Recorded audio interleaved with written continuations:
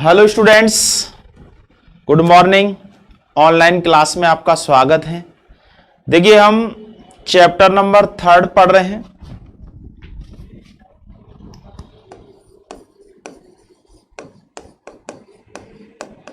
जिसका नाम है मानव जनन, ह्यूमन रिप्रोडक्शन। इसमें देखिए, हमने सबसे पहला जो टॉपिक है वो है मादा जनन तंत्र, अर्थात स्त्रियों के अंदर जनन तंत्र किन किन संरचनाओं से मिलकर के बना होता है। इसके बाद दूसरा टॉपिक है इसमें नर जनन तंत्र के बाद पहला है नर जनन तंत्र और दूसरा है मादा जनन तंत्र, अर्थात मेल रिप्रोडक्टिव सिस्टम और फीमेल रिप्रोडक्टिव सिस्टम, यानी दोनों तंत्रों के बारे में हम पढ़ चुके हैं।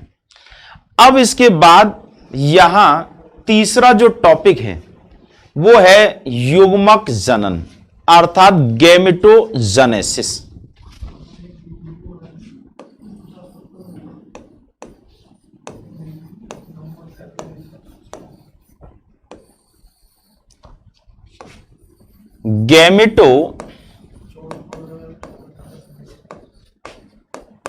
जेनेसिस।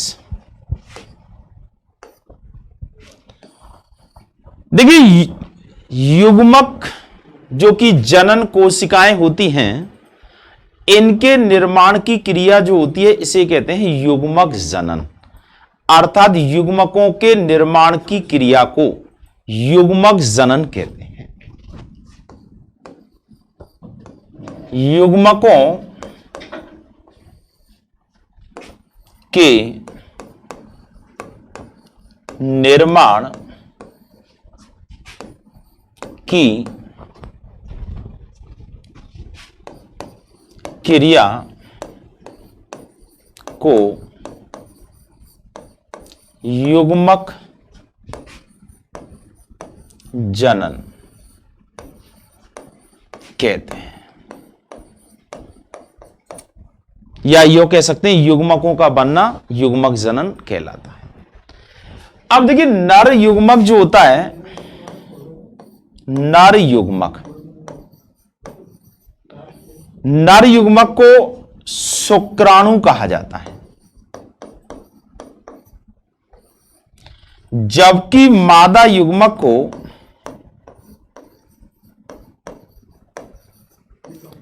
अंडाणु कहते हैं। अंडाणु। तो यहां शुक्राणुओं के बनने की जो क्रिया है ये तो कहलाती है शुक्र जनन,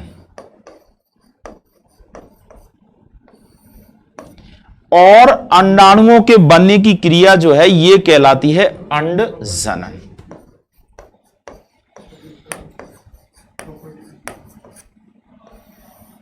अर्थात शुक्राणुओं के बनने की जो क्रिया होती है जिसे हम शुक्र जनन क्रिया कहते हैं, यह क्रिया नर प्राणी के वृषण के अंदर होती है, जबकि मादा प्राणी के अंदर जो अंड जनन की क्रिया है यह क्रिया अंडाशय के अंदर होती है।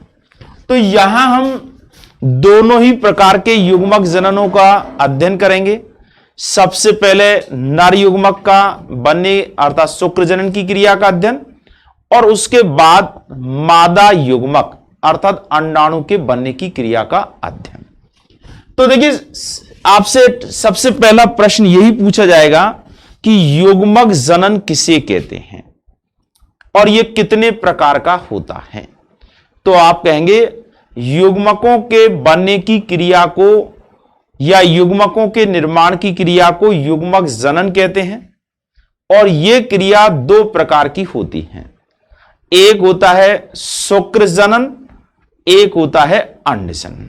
शुक्राणु के बनने की क्रिया शुक्र जनन कहलाती है और अंडाणु के बनने की क्रिया अंड जनन कहलाती है।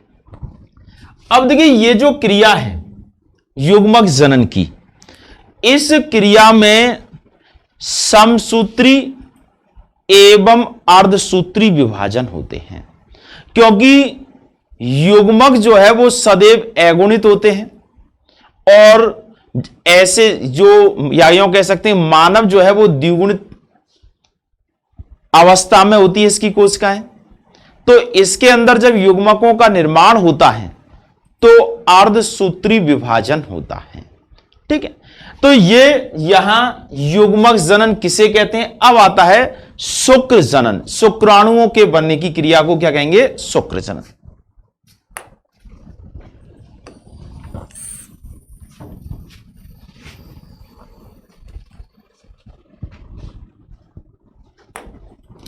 शुक्र जनन। शुक्र जनन का मतलब होता है स्पर्मेटोजेनेसिस, अर्थात स्पर्म का जेनेसिस। जेनेसिस मतलब स्पर्म का निर्माण होना। तो शुक्राणुओं के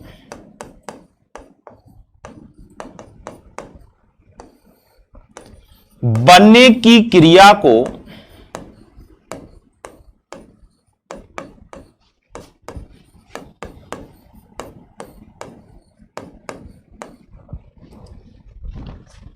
शुक्र जनन कहते हैं। ठीक है, शुक्राणुओं के बनने की क्रिया क्या कहलाएगी? शुक्र जनन क्रिया कहलाती है। यह क्रिया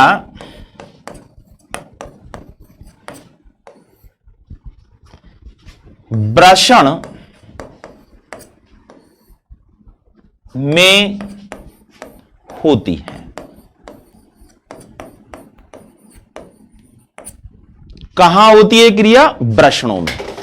वृषण दो हैं तो इसलिए आप कह सकते हैं वृषणों में होती है। अब वृषण के अंदर भी ये जो क्रिया है, ये क्रिया होती है शुक्र जनन नलिकाओं में, अर्थात ये क्रिया वृषणों में होती है।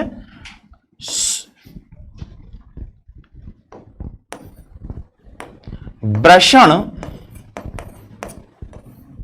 की संरचनात्मक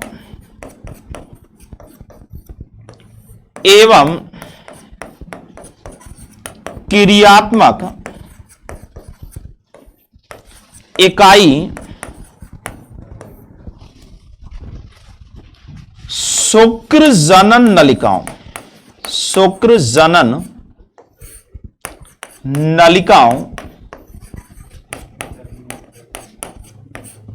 नलिकाओं में उपस्थित जनन उपकला ऊतक, जनन उपकला ऊतक की कोशिकाओं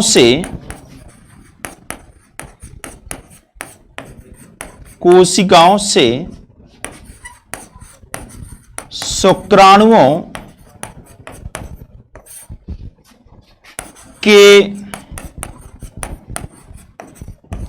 निर्माण की क्रिया होती है।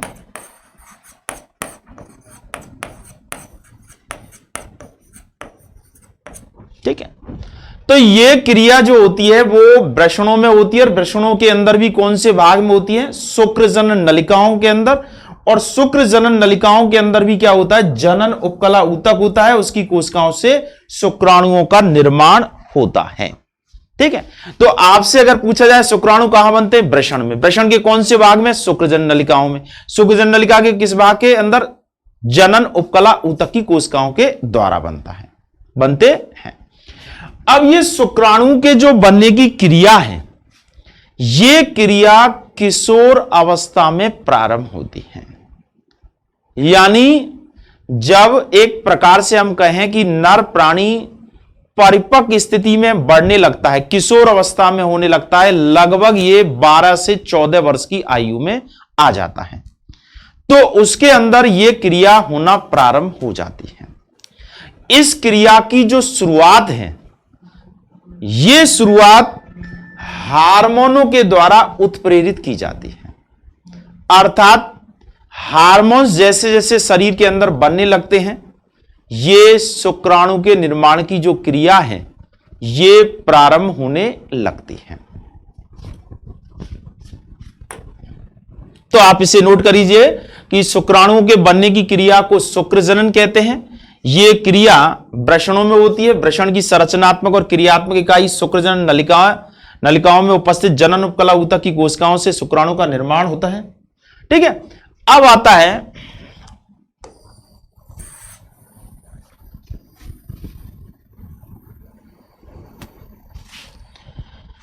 देखिए, हमारे शरीर में अंतःस्रावी ग्रंथियों का सर्वोच्च कमांडर होता है कौन? हाइपोथैलेमस। हाइपोथैलेमस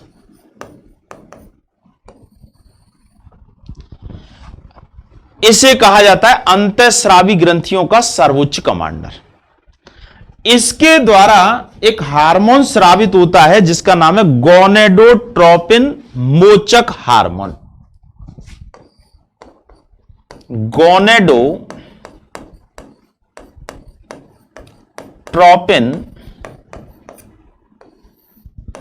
मोचक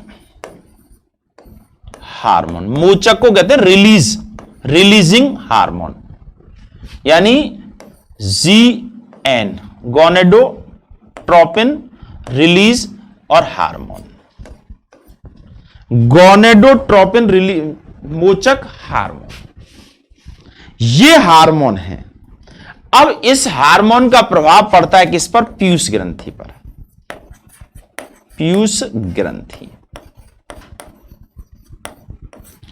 अब ये जो पीयूष ग्रंथि है जिसे हम मास्टर ग्रंथि, ये देखिए आपने 11वीं क्लास में पढ़ा है कि पीयूष ग्रंथि जो है वो मास्टर ग्रंथि होती है। इस पीयूष ग्रंथि से दो हार्मोन स्रावित होते हैं। एक तो होता है LH जिसे कहते हैं ल्यूटिनाइजिंग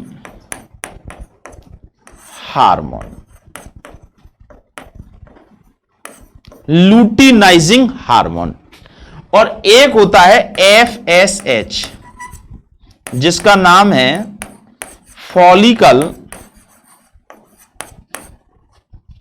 स्टिमुलेटिंग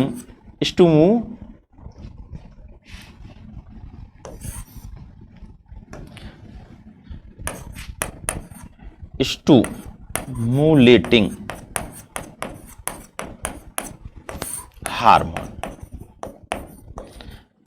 इसका हिंदी में नाम है पोटक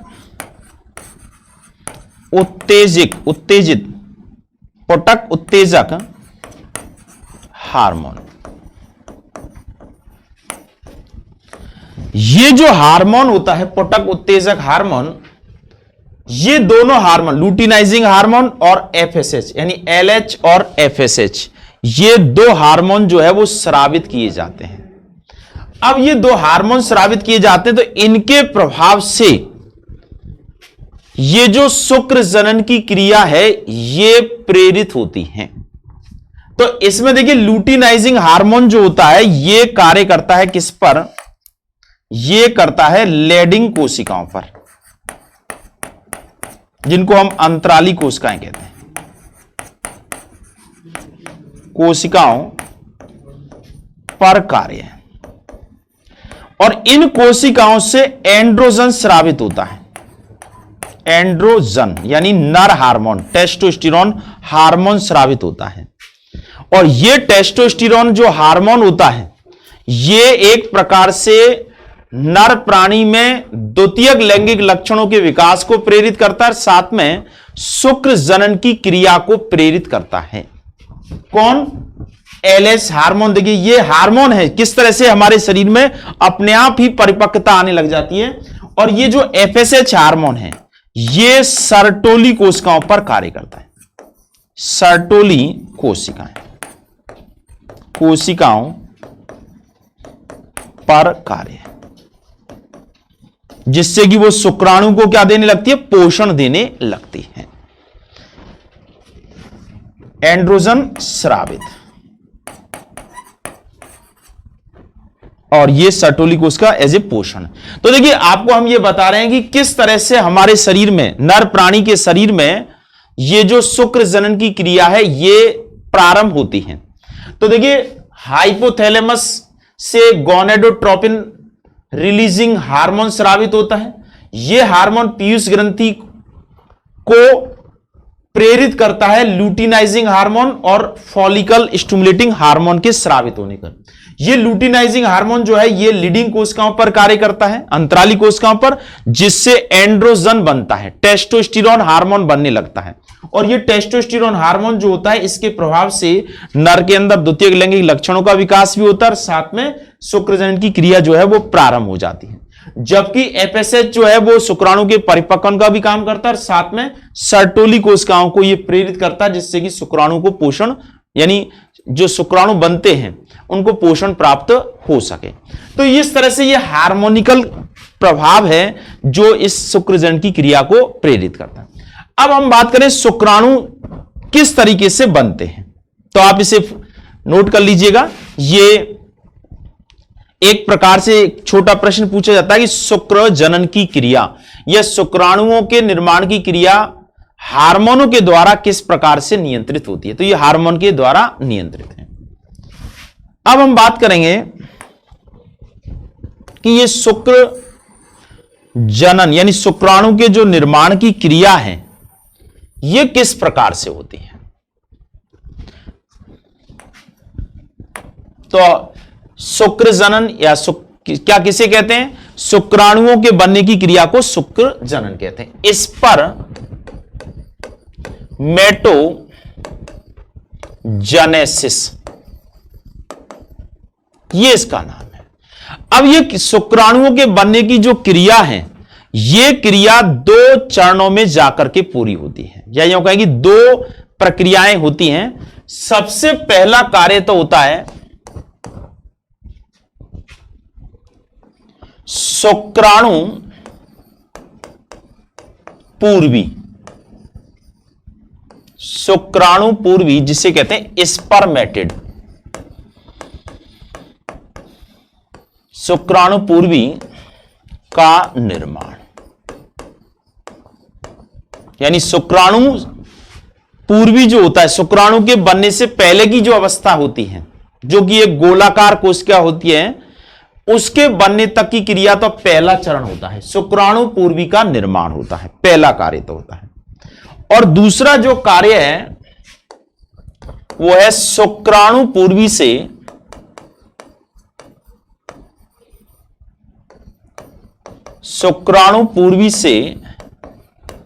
शुक्राणु का निर्माण।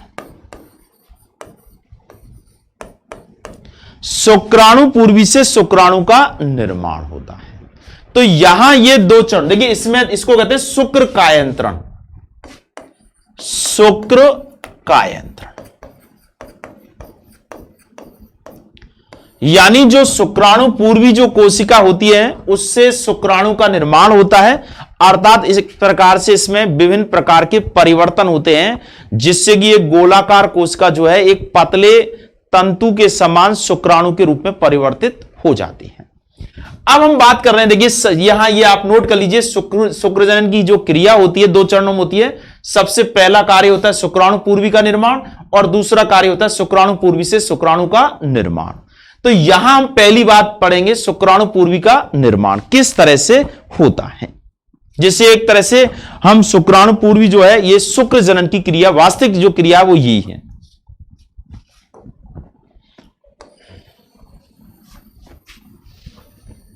यानी अब हमारा टॉपिक आ गया शुक्राणु पूर्वी का निर्माण।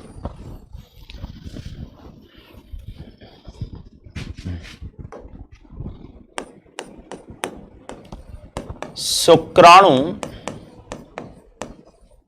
पूर्वी यानी इसको अंग्रेजी में कहते हैं स्पर्मेटिड, स्पर्मेटिड्स का निर्माण।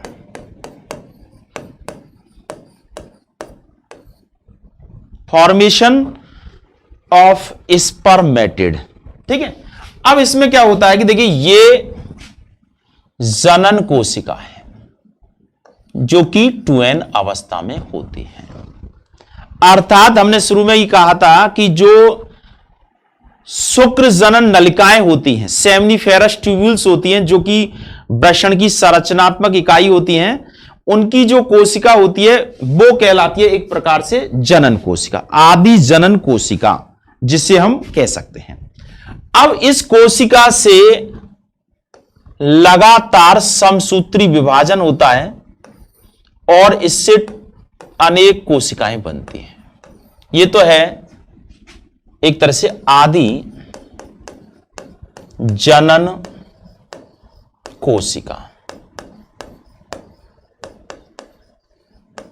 ठीक है, और इसमें लगातार ये समसूत्रण होता है, यानी समसूत्री विभाजन।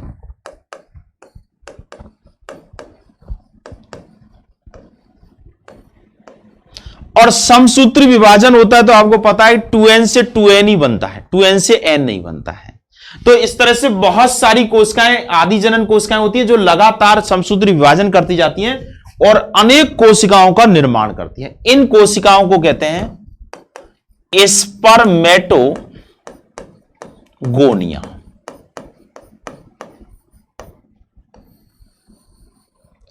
क्या नाम हो गया इनका? स्पर्मेटोगोनिया, अर्थात शुक्राणु जनन कोशिका, जो शुक्राणु का निर्माण करती है।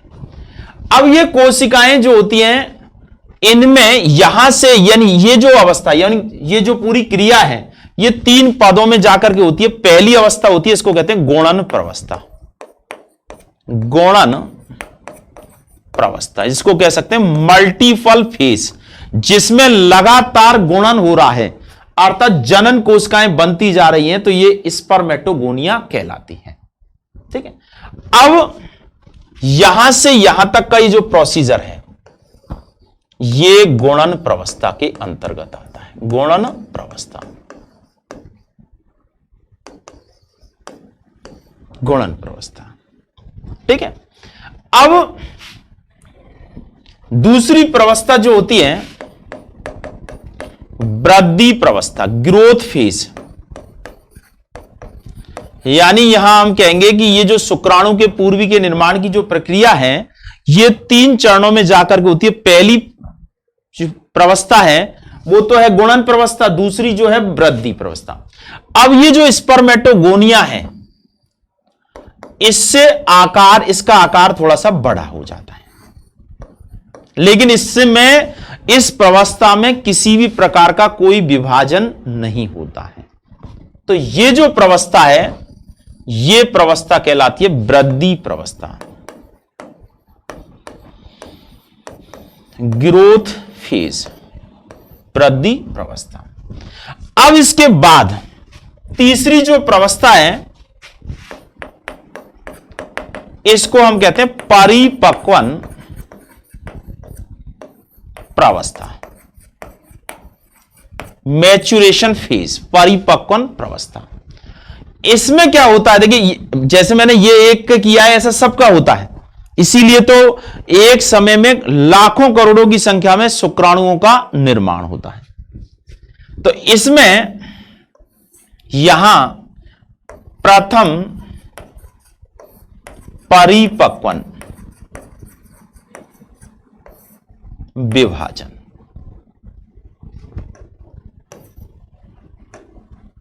प्रथम परिपक्वन विभाजन होता है। ये जो विभाजन होता है वो अर्धसूत्री फर्स्ट होता है, मियोसिस फर्स्ट। आपको पता है कि अर्धसूत्री विभाजन जो है वो 2 प्रवस्थाओं में पूर्ण होता है, फर्स्ट और सेकंड। ये न्यूनकारी विभाजन होता है। अब देखिए इसमें ये जो संरचना बनी है, इसको तो हम कहते हैं स्पर्मेटोगोनिया, इसको कहते हैं primary spermatocyte, primary spermatocyte,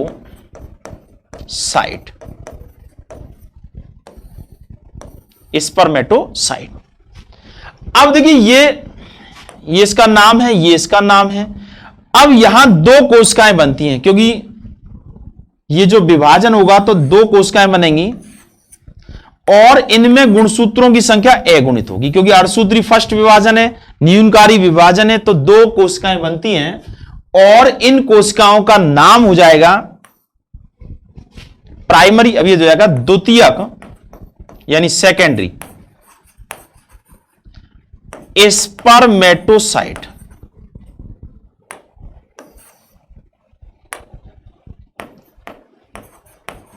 spermatocyte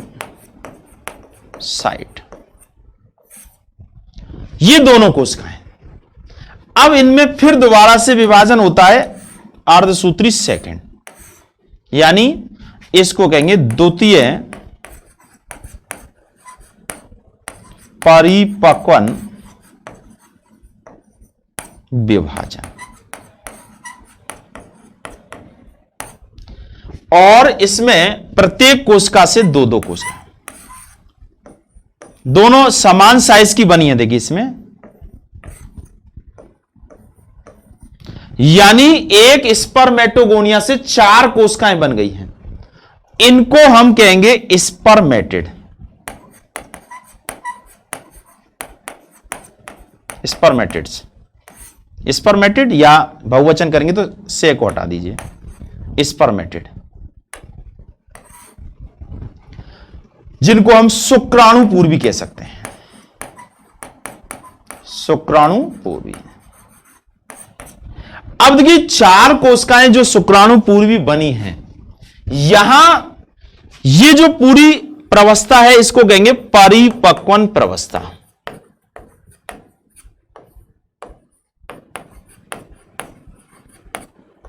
तो इसमें देखिए शुक्राणुपूर्वी का जो निर्माण हुआ है वो 4 प्रवस्थाओं में जाकर के तीन प्रवस्थाओं में जाकर के पूर्ण हुआ है। सबसे पहले गुणन प्रवस्था, जिसमें जनन कोशिकाएं जो है लगातार समसूत्री विभाजन करती हैं तो नई कोशिकाएं बनाती हैं, इनको स्पर्मेटोगोनिया कहते हैं। और फिर इसके बाद वृद्धि प्रवस्था आती है, तो इसमें आकार में वृद्धि होती है, विभाजन नहीं होता है, इनको प्राइमरी स्पर्मेटोसाइट्स कहते हैं। इसमें फिर अर्धसूत्री फर्स्ट होता है तो 2 कोशिकाएं बनती है, समान साइज की बनती है, इसको सेकेंडरी स्पर्मेटोसाइट कहते हैं। और फिर प्रत्येक कोशिका में विभाजन होता है, तो इस तरह से 4 स्पर्मेटिड बन जाते हैं। अब इन चारों ही स्पर्मेटिडों से 4 शुक्राणुओं का निर्माण होता है।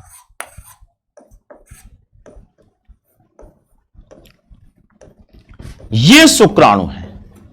तो ये जो हमने दूसरा चरण है वो ये है, जिसमें हम क्या करेंगे कि ये शुक्राणुपूर्वी जो है इनसे किसका निर्माण होगा, इनसे शुक्राणुओं का निर्माण होगा।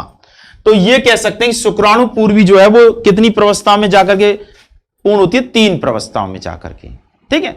और यहां अर्धसूत्री विभाजन परिपक्वन विभाजन के रूप में होता है। अब इसी बात को अगर हम एक दूसरे रूप में समझें तो आप देखिए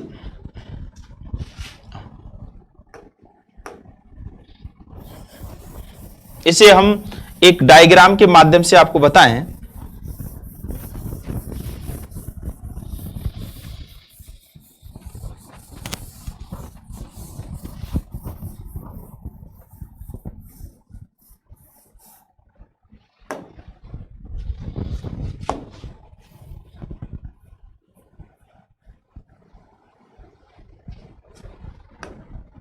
इसे देखिए, इसमें देखिए यहां ये मल्टीपल फेज है, आपको दिख रहा होगा, नहीं दिख रहा तो मैं बोल रहा हूं। मल्टीपल फेज का मतलब है ये है गुणन प्रवस्था।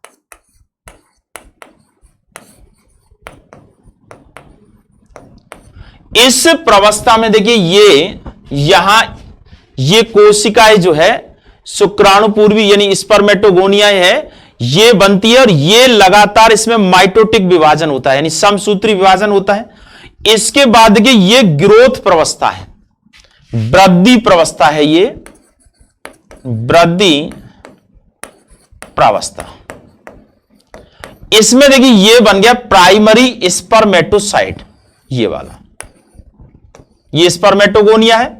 और इसमें देखिए विभाजन हो रहा है, ये मियोसिस डिवीजन हो रहा है। मियोसिस का मतलब होता है समसूत्री अर्धसूत्री विभाजन, अर्धसूत्री विभाजन हो रहा है। और इसमें देखिए ये 2 कोशिकाएं बन रही हैं, इनको हम कहेंगे सेकेंडरी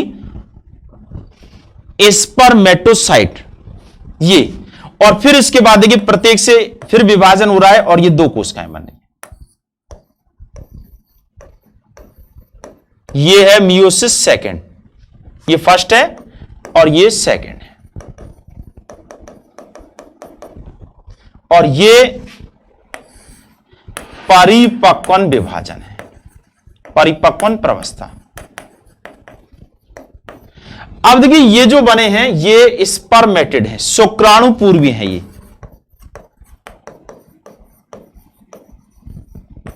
इनसे सबसे एक एक शुक्राणु बन रहा है। देखिए ये शुक्राणु, इसको कहेंगे स्पर्मेटोगोनिया यानी स्पर्मेटोजेनेसिस। यहां पर ये शुक्राणु का निर्माण हो रहा है। तो यहां हमने आज शुक्र जनन की यानी युग्मक जनन किसे कहते हैं, कितने प्रकार का होता है, और इस शुक्रजन की क्रिया पर कौन कौन से हार्मोनों का प्रभाव पड़ता है, और यह शुक्रजन की क्रिया कितने चरणों में होती है, इस बारे में हमने बात की। और इसी को हम आगे बढ़ाएंगे कल, फिर दोबारा से यहीं से आगे लेंगे। ठीक है, तो आपको समझ में आ गया होगा और किस तरह से यह शुक्रजन की क्रिया होती है। ठीक है, तो अब हम इसके बारे में आगे जो शुक्राणु पूर्वी से शुक्राणु का निर्माण किस प्रकार से होता है कल बताएंगे। ठीक है, आपको समझ में आ रहा होगा। किसी प्रकार की कोई समस्या है तो आप हमसे पूछ सकते हैं। ओके।